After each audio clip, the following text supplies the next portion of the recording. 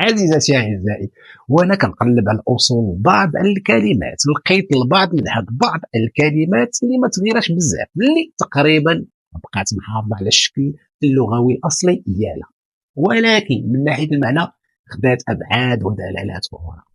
بحال سربي راسك اللي كنعنيو بها أسرع.